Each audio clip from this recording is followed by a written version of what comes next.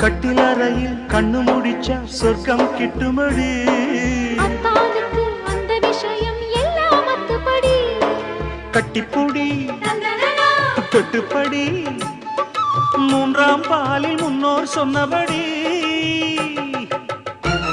என் கண்ணனுக்கு காதல் வந்தனம், என் கண்மணிக்கு ஜீவன் அர்ப்பணம். என் பெண்மையெல்லாம் முந்தன் சீதனம். உன் சீதனங்கள் என்ன நூதனம். முடியவில்லை காதல் கண்ணா மோகனர்த்தனம். விடிய விடிய கேட்குதையா உனது கீர்த்தனம்.